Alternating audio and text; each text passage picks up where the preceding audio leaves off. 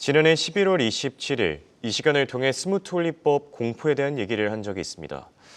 당시 트럼프 정부가 고관세를 때리면 아시아 증시를 중심으로 스무트홀리법 공포가 나타나겠지만 이 반대로 트럼프 요구를 잘 들어주면 의외의 결과를 낳을 수 있다라고 진단해 드린 바 있는데요.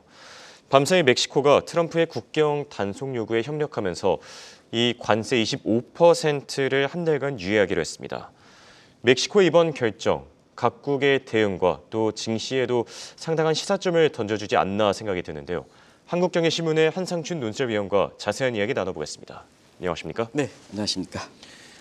네, 저희가 어느 정도 예상을 하기도 했고 우려가 되기도 했었지만 국제 금융시장의 충격, 생각보다 훨씬 더 크지 않았나 생각이 드는데 어떻게 보셨습니까? 네, 일단 날씨가 많이 추워졌습니다. 예. 시청자 여러분 건강 좀 유의를 좀 해주시고요.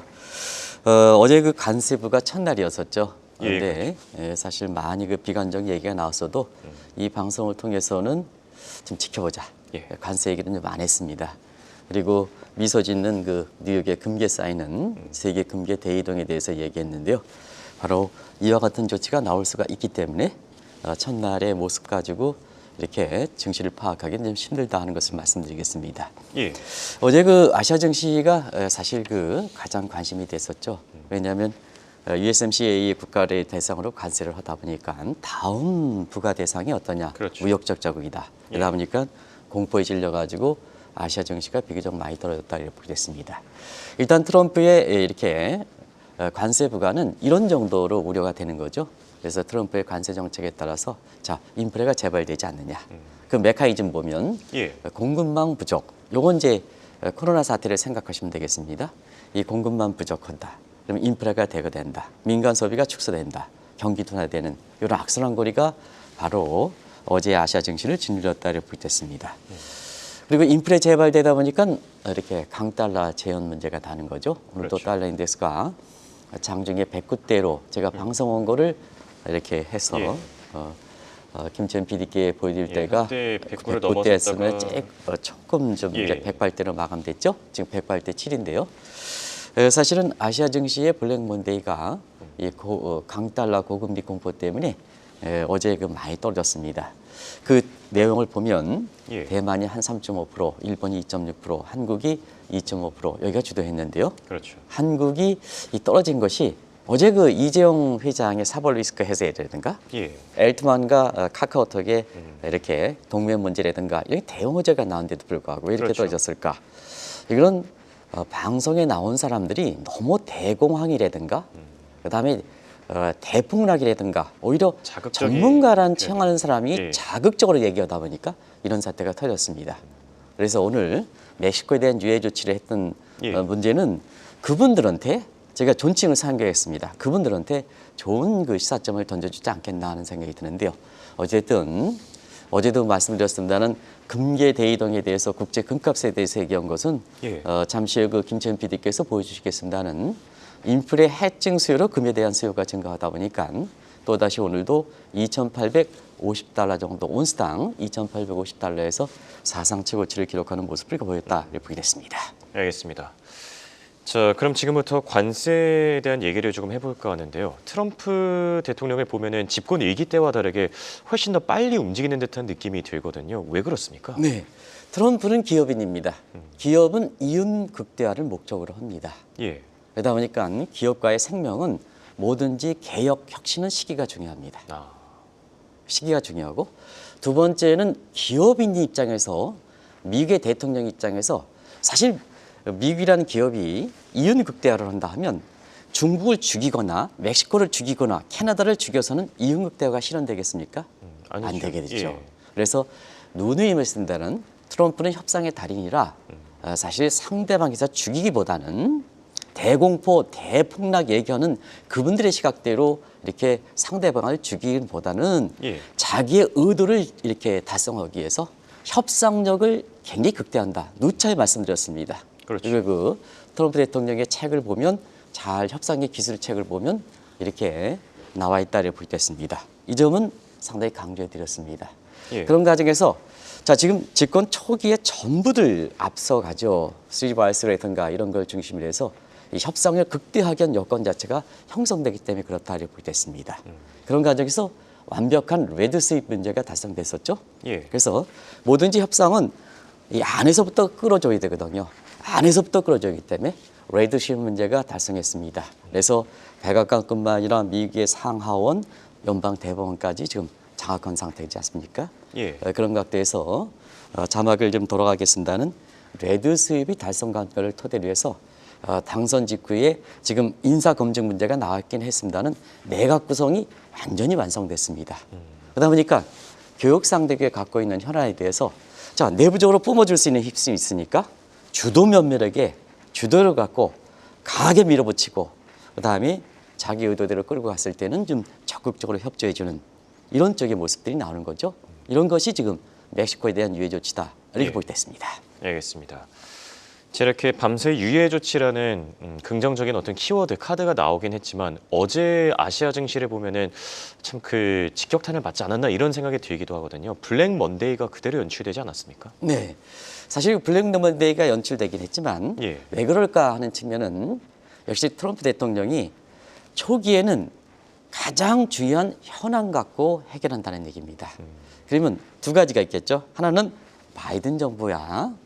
바이든 정부의 지우기에 해당되는 부분이 첫 번째가 되겠죠. 예. 그런 측면에서 자 바이든 정부와 트럼프의 앙숙 관계를 보면 신파리 협정과 그다음에 나프타로 얘기하는 지금 새로 개칭된 USMCA입니다. 한번 그 연속하는 과정을 좀 말씀드리겠습니다. 예. 집권 일기에는 이민 정책과 연계돼서 트럼프가 나프타를 폐지시켰습니다. 그렇죠. 근데 바이든 대통령 때는 폐지된 나프타를 USMCA로 복구시켰거든요. 그러다 보니까 트럼프 입장에서 자기가 재집권했는데 바이든 지지기로 간다면 USMCA 국가들을 폐지 수준에 해당될 만큼 지목해서 관세라든가 이런 것을 부과할 수밖에 없죠. 예. 두 번째는 자 세컨드 베스트 입장에서 트럼프 대통령이 왜 당선됐을까? 해리스보다도 바로 낙태라든가 동성애라든가 이런 불법 이민 문제를 색출해서 그렇죠. 미국의 펀더멘탈을 청교도 정신에 되살린다. 펀더멘탈을 예. 되살리겠다는 얘기죠. 그런 측면이 사실 집권 초기에 나온 얘기다 하는 것을 말씀드리겠습니다. 예. 그런 과정에서 자 같은 USMCA 국가지만 멕시코와 캐나다를 볼 때 어떤 국가가 트럼프의 정책에 대해서 이런 정책에 대해서 반대할까? 더 이렇게 걸림돌이 될까? 하는 측면은 시청자 여러분 아시겠습니다는 자 펀더멘탈 보건 문제, USMCA 폐지 문제 해서는 캐나다보다는 멕시코가 더 부담이 되는 거죠. 그렇죠. 그래서 25% 똑같은 관세를 부과하기로 했지만 똑같이 부과한 게 아닙니다. 시청자 여러분 아시겠습니다는 대캐나다에 대해서는 선별 관세를 부과했습니다. 25% 관세를 부과했지만 에너지 분야는 예. 15%뿐이 부과되지 않았지 않습니까? 그렇죠. 포괄 관세라는 것은 미국의 수입원은 품목에 관계없이 일괄적으로 동일한 세율을 때리는 거거든요. 예. 그러면 캐나다, 멕시코를 같이 25% 하지만 실제로 내용으로 보면 에너지 분야는 사실 캐나다에서 15% 유예를 시켰습니다. 그래서 캐나다에 대해서는 선별 관세를 했던 거고 예. 가장 트럼프의 앞서 말씀드린 것 같이 그런 정책에 걸림돌이 됐던 멕시코에 대해서는 25% 보편 관세 모든 분야에 대해서 관세를 때렸던 겁니다.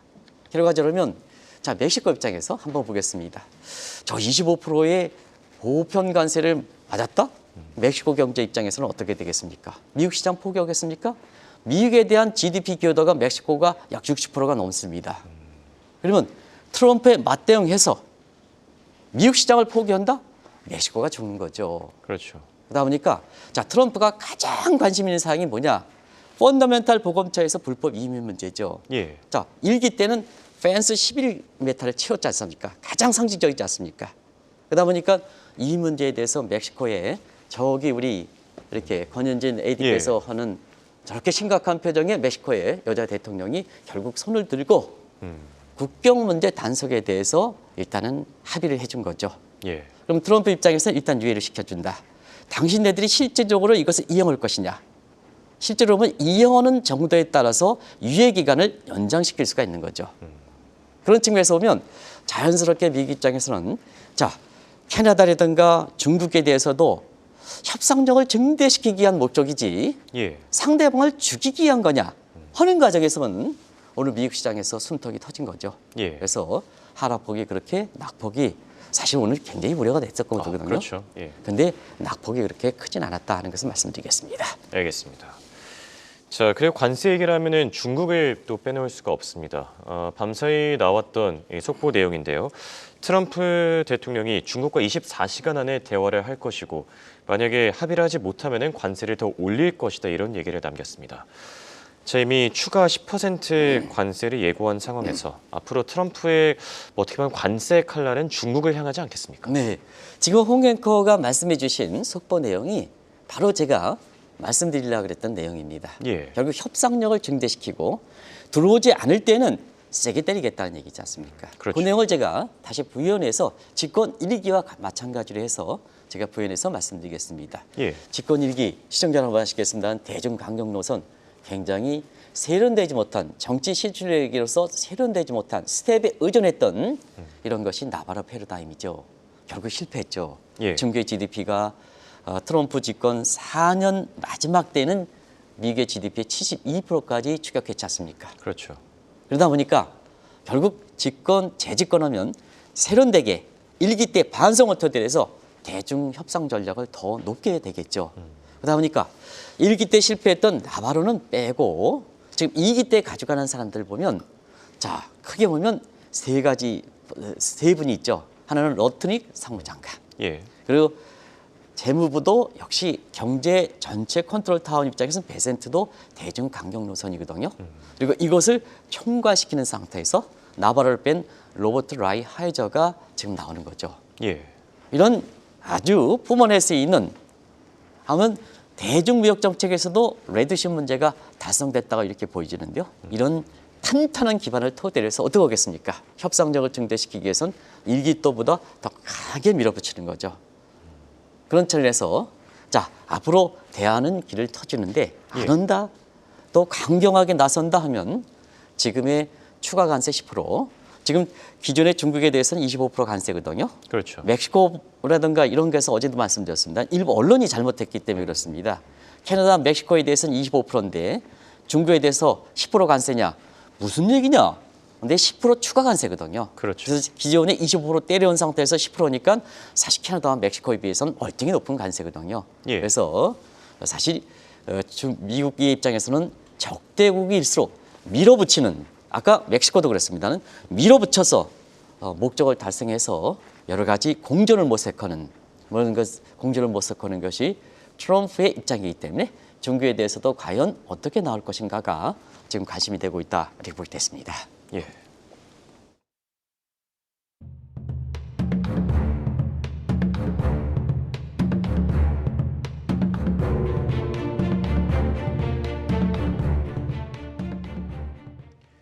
트럼프 대통령이 중국에 대한 10% 추가 관세 때리기에 나서긴 했습니다. 다만 관심은 트럼프 대통령이 말한 이 60% 이상의 고관세는 언제 때리느냐, 이 부분이 관심사 아니겠습니까? 네, 지금 뉘앙스를 주고 있죠. 홍익호 속보에서 나왔던 것처럼 뉘앙스를 주고 있는데요. 앞으로 중국이 따라오는 데에 따라서 점점 중국에 대한 조치는 강하게 밀어붙일 것이다 이렇게 보시면 되겠습니다. 그래서 미국의 목적을 달성할 것이다. 또 트럼프의 목적을 달성할 것이다 이렇게 보시면 되겠는데요. 사실 이 내용은 작년 11월 27일에도 미국의 통상법 관련해서 말씀드렸던 내용이기 때문에 그냥 정리만 해드리겠습니다. 알겠습니다. 미국의 통상법은 주제별로 201조, 232조, 그다음에 301조 시리즈다 이렇게 됐습니다. 근데 요즘 들어선 201조를 다 안 씁니다. 여기 좀 시청자 여러분한테 양해를 구하고 오타를 좀 얘기하겠습니다. 210조가 아니라 201조다 이렇게 보시면 되겠습니다. 위에 주제랑 같이 해서 201조인데요. 201조는 법적에 근거하기 때문에 안 씁니다. 그래서 두 가지를 주로 쓰는데 안보와 관련돼서 232조를 쓰는 거죠. 이 내용은 말씀드렸습니다. 근데 이것도 법적인 근거를 하니까 의회의 견제를 받지 않습니까? 그러다 보니까 지금은 의회에 관계없이 행정명령으로 발동하는 301조 시리즈로 가는 거다 이렇게 됐습니다. 그래서 중국이 트럼프 의도대로 가지 않을 때는 결국에 행정명령 301조 시리즈에서 가는 것이 아닌가 이렇게 생각하는데요. 그것이 바로 자 올해 4월 5월 달에 미국의 트럼프 집권 2기에 재무부에서 환율 조작 보고서가 발표될 거로 이렇게 보이고 그다음에 짧게는 3월 말에 국별로 무역 장벽 보고서 발표됩니다. 예. 그걸 NT 보고서를 하는데 국별로 무역 장벽 보고서 발표되고 곧이어서 4월에 환율 조작법으로 이렇게 발표되는데요. 만약에 여기서 중국이 사실 그 시기간 동안에 뭐 시진핑이 미국에 오든 그다음에 트럼프 대통령이 지금 일기 때 답방 형식으로 예. 중국에 가든 미국의 의도대로 끌어가지 않을 때는 요 301조 시리즈에서 자 슈퍼 301조 시리즈에서 환율 조작이라든가 이런 쪽에 강도 있게 물어붙일 것이다. 예. 그러면 슈퍼 301조 부과하면 시청자 여러분도 아시겠습니다는 트럼프 대통령이 최대 중국에 대해서 200% 고관세를 때릴 수가 있습니다. 그리고 이미 뉘앙스의 측면에서는 10% 추가 관세뿐만 아니라 60%까지 이미 예고된 상황 아니겠습니까? 그렇죠. 그런 측면에서 사실 200% 이렇게 추가 고관세를 때리는데요. 200% 관세를 맺었을 때는 중국이 어떻게 될 것이냐. 지금부터 풀어가도록 하겠습니다. 알겠습니다. 자, 그리고 저희가 말을 나누던 찰나에 속보가 하나 들어왔습니다. 트럼프와 트리도가 두 번째 통화를 가졌었죠. 그런데 캐나다 관세를 한 달 유예하기로 결정했다고 합니다. 바로 그 대목이죠? 그렇죠. 이게 그래서? 멕시코와도 결을 같이 하는 부분이 아닌가 생각이 드는데요. 네네. 트럼프 대통령이 취재진과의 이 인터뷰에서 관세를 부과할 것이냐고 묻는 질문에 대해서 지켜보자, watch라고 대답을 했다고 합니다. 그러니까 이게 유예가 된 거고 굉장히 긍정적으로 해석해 볼 만한 여지가 있을 것 같은데 어떻게 생각하시죠? 그래서 트럼프의 고관세가 나왔을 때 국내 언론이라든가 전문가들이 마치 세계가 무너지는 것처럼 이렇게 얘기하면 안 된다는 얘기입니다. 어제 예. 국내 언론도 한번 보시기 바랍니다. 전부 제목에 마치 뭐가 공포에 떨어진 것처럼 하는데요. 바로 이게 트럼프의 실체의 본질이다 하는 것을 말씀드리겠습니다. 멕시코에 대한 한 달간 유예 관세, 트럼프도 지금 이제 속보에도 예. 이렇게 김천 PD과 홍대를 같이 해서 보내줬지 않습니까? 캐나다도 유예되지 않습니까? 그렇죠. 결과적으로 보면 자 중국에 대해서 어떻게 될 건가? 자 앞으로 200% 보복 관세까지 될 수 있다. 그러면 예. 중국은 사실 트럼프의 이 강경한 이렇게 강경책에 맞았을 때 중국 경제는 어떻게 될 것이냐 한번 보겠습니다. 예. 중국 지금 속보가 또 하나 더 나왔습니다. 네네. 트리도 총리가 13억 달러 국경 강화를 나설 계획이다라고 했고요. 또 페탄일 유입을 막을 것이다라고 밝혔습니다. 확실히 국경 강화에 굉장히 집중, 그렇죠. 포커스하는 그러니까 모습입니다. 대선에서 승리한 게 아까 말씀드린 펀더멘탈 예. 마약이라든가 이런 걸 근절시킨다는 거 아까 말씀드렸지 않습니까? 불법 이민 문제. 바로 예. 똑같은 관계에서 지금 속보들이 계속 나오지 않습니까? 바로 그런 문제들이 보이겠습니다. 알겠습니다. 자 그러면 중국의 잠바까지 한번 보겠습니다. 예. 중국은 미국이 없으면 살 수가 없죠. 그런 측면에서 1기 때보다는 투트랙으로 가지만 사실은 1기 때보다는 상당히 유예적이다 이렇게 보겠습니다. 예. 그래서 한편으로 스트롱트랙은 강경한 노선은 중국 입장에서 함무라비 법전식으로 대응하는 측면이고 다른 한 측면에는 미국의 수입품을 지금 많이 사주고 있습니다. 예. 이게 1기 때보다 사실 2기 때 미국 입장에선 1기 때보다 더 강경하지만 중국 입장에서는 유화적이다 이렇게 보겠습니다. 자 시청자 여러분 여기서 한번 보겠습니다. 중국의 목표 성장률이 5%입니다. 그러면 미국 시장 없이 달성할 수 있겠습니까? 예. 시청자 여러분.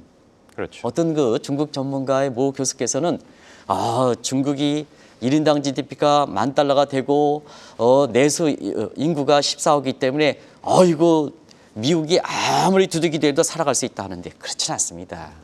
중국의 수출 동력이 바로 대미 저가 수출에 또 지금은 고가 수지만 미국 시장 없으면 달성할 수 없는 거거든요. 예. 그렇기 때문에 사실 트럼프 입장에서는 이 점을 잘 알아서 중국에 대해서 협상력을 증대시키기 위해서 강경하게 나서는 거고 그다음에 중국 입장에서는 미국 시장을 포기할 수 없기 때문에 1기 때보다는 사실은 유화적으로 나가는 거다 하는 것을 말씀드리겠습니다. 알겠습니다. 자, 그리고 지금 트럼프와 트리도의 통화가 끝난 만큼 속보가 계속해서 나오고 있는데요. 속보 내용은 저희가 자막을 통해서 또 자세하게 전해드릴 예정이고요. 제 얘기를 조금 더 나눠보도록 하겠습니다. 저희가 앞서 오프닝 때 이런 말씀을 드렸습니다. 블랙 먼데이가 발생함에 따라 스무트홀리법 공포가 되살아나고 있다. 어떻게 보십니까? 네, 어제 대공황, 대폭락 이런 얘기가 많아서 국내 증시가 이렇게 좀 많이 떨어졌는데요. 사실 스무트홀리법에 대해서 경제 공부하는 시간을 잠시 좀 말씀드리겠습니다. 그때 상황과 한번 비교해 보도록 하겠습니다. 예. 1929년 대공황 때는 이 발단이 됐던 게 스무트 홀리법입니다. 그때 미국의 평균 관세율이 59%입니다. 이걸 좀 비교해 보시기 바랍니다. 예. 보호지가 확산돼서 결국 세계에 위축돼서 대공황이 발생했습니다. 자, 문제는 세계 대공황이 당시에 발생했을 때 가장 큰 피해를 미쳤던 국가가 어디입니까? 미국이죠. 그렇죠. 그래서 차리 채플린 영화도 있었습니다는 미국이 가장 큰 영향을 받았습니다. 자, 그런 것에서 어제 대공황 얘기를 하셨던 분들한테 여쭙겠습니다. 자, 트럼프가 중국도 죽이고 캐나다도 죽이고 멕시코도 죽여서 세계 대공황이 발생했다. 세계 경제 사이즈적인 측면에서 보면 가장 큰 국가가 어디입니까? 미국이지 않습니까? 그리고 세계가 하나가 됐지 않습니까? 그런 측면에서 자, 세계 경제가 마침 대공황이 발생한다면 미국만 살아갈 수 있을 것이냐? 시청자 여러분 한번 보겠습니다. 미국만 살아갈 수 있을 것이냐? 가장 미국의 피해가 되겠죠. 예. 이걸 트럼프가 선택할 것이냐? 과거에도 그렇습니다. 우리가 보편관세라든가 선변관세를 얘기할 때 보편관세는 일반적으로 부과하지 협상력 증대하기 위한 카드를 쓸 거지 보편관세를 일방적으로 부과하지는 않을 것이다. 왜냐? 최대 피해자가 미국의 인플레 상승에서 고금리 되고 강달러 되면 미국 증시가 몰락한다. 이걸 트럼프가 선택할 것이냐. 그런 측면에서 보편관세는 협상력을 증대시킬 것이다. 오히려 자, 점진적 관세를 추구하는 문제, 이런 문제에 대해서 이 문제를 말씀드렸습니다. 바로 캐나다의 선변관세, 멕시코의 이렇게 보편관세, 그리고 중국에 대해서 200% 보복관세는 바로 그렇게 대공황과 증시의 대폭락을 불러일으키는 게 아니라 사실 미국의 의도를 관철시키기 위한 협상력의 증대 카드로 보여주는 거다 하는 것을 다시 한번 좀 말씀드리겠습니다. 알겠습니다. 자, 결론을 맺어보도록 하겠습니다. 멕시코도 유예, 캐나다도 유예, 그리고 중국과도 24시간 내에 통화를 할 것이라고 했죠. 어떻게 보면은 어제와는 다르게 긍정적인 얘기들이 계속해서 나오고 있거든요. 우리 경제와 증시에게도 참 많은 시사점을 던져주고 있지 않습니까? 네, 사실 어제는 개인적으로 보면 관세 얘기를 좀 안 하면서 삼성의 이재용 회장의 사법 리스크가 10년 만에 풀렸습니다. 예. 또 알트만의 이렇게 카카오 동맹이 있었습니다. 그렇죠. 우리 증시 입장에서는 얼만큼 큰 호재죠. 그런데 이 미국의 관세 정책에 대해서 그렇게 뿌리를 갖고 있는 이렇지 않은 사람이 그때 분위기에 따라서 뭐 이렇게 막 어둡다 보니까 이런 부분이 증시에 반영되지 못하고 가뜩이나 여러 가지 어려운 우리 국민들 입장을 더 어렵게 했던 것이 방송에 나왔던 사람들, 언론에 나왔던 얘기들입니다. 바로 하루 만에 이와 같은 상황이 발생되지 않습니까? 예. 그런데 사실 우리 경제 입장에서는 미국과 관계를 유지하기 위해서 굉장히 노력을 해야 됩니다. 왜냐하면 우리 성장률 안 좋죠. 또 올해 1월에 수출마저 대미 수출 중심으로서 안 좋죠. 예. 그리고 북한 문제 관련해서 역시 미국과 공동전선을 형성해야 되지 않습니까? 그러면 지금 멕시코의 이렇게 대통령, 캐나다의 트루도 총리가 보여준 자세가 우리가 반면교사로 삼아야 된다는 얘기입니다. 그런 측면에서 미국과 불균형이 있는 트럼프가 요구하는 사항은 적극적으로 좀 우리가 받아들여서 미국과의 관계를 잘 유지할 필요가 있다는 것을 말씀드리고 전문가가 칭하는 사람들이 대폭락, 그다음에 유튜브의 클릭수를 생각해서 대폭락, 대공황 얘기 오늘 하루 만에 이렇게 되는 상황이다. 그것을 그래서 우리 경제가 우리 국민들이 같이 이렇게 이끌어가야 된다. 또 우리 증시도 이끌어가야 된다는 것을 다시 한번 좀 말씀드리겠습니다. 알겠습니다. 위기 속에서도 언제나 기회를 찾아볼 수 있습니다. 우리 증시도 오늘은 숨통이 조금 트이길 기대해 보겠습니다. 지금까지 도움 말씀을 한국경제신문의 한상춘 논설위원이었습니다. 대단히 고맙습니다. 네, 고맙습니다.